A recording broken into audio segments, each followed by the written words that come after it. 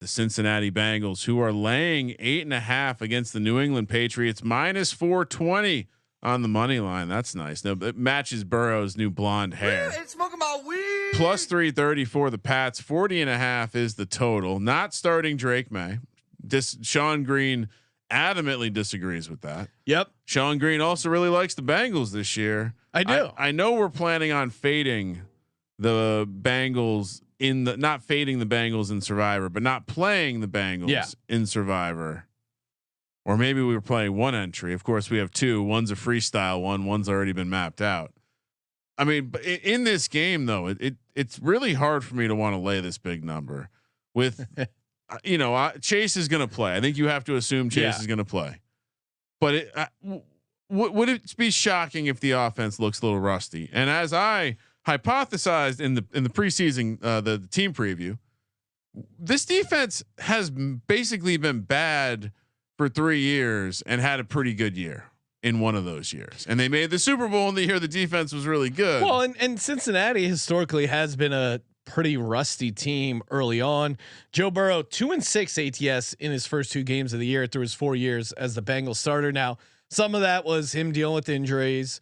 I'm optimistic the wrist thing isn't going to slow him back for the season, but they kind of have started slow. And since 2003, favorites of more than 7 points in week 1 have gone 14-27 ATS.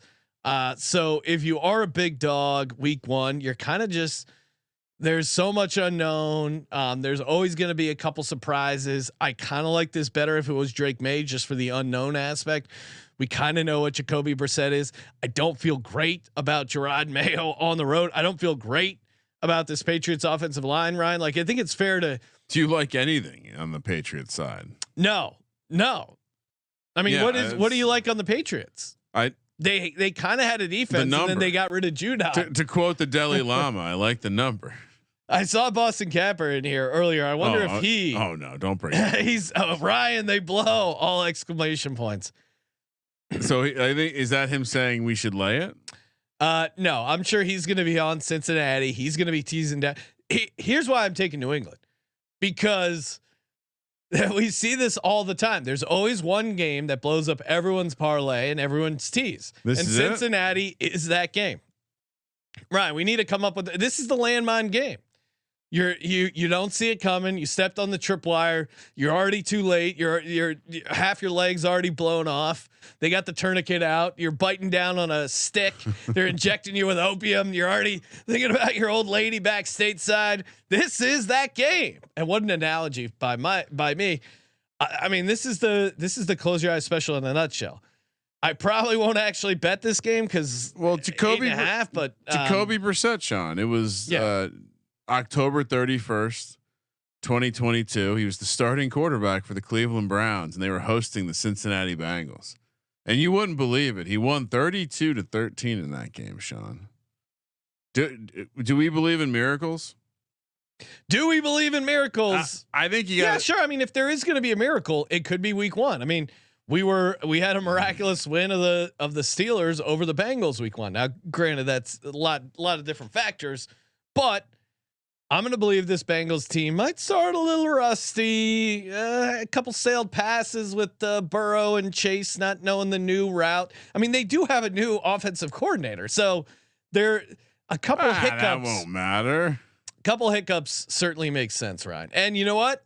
The last reason I was in the lab over at sportsgamingpodcast.com/rhythm. Rhythm, their model loves it. My model loves it. So if we got some models agreeing, not to get down and party, but super fun to build your own models. Get the 7-day free trial, sportsgamingpodcast.com/rhythm.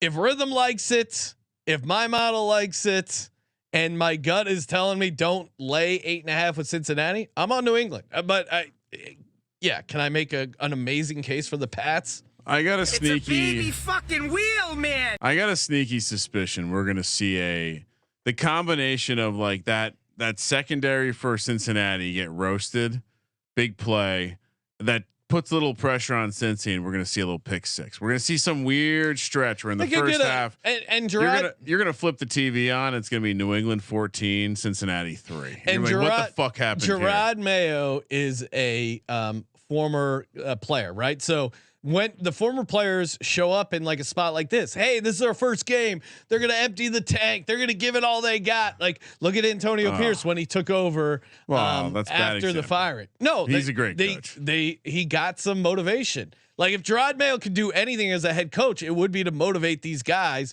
and get them up to compete in this game.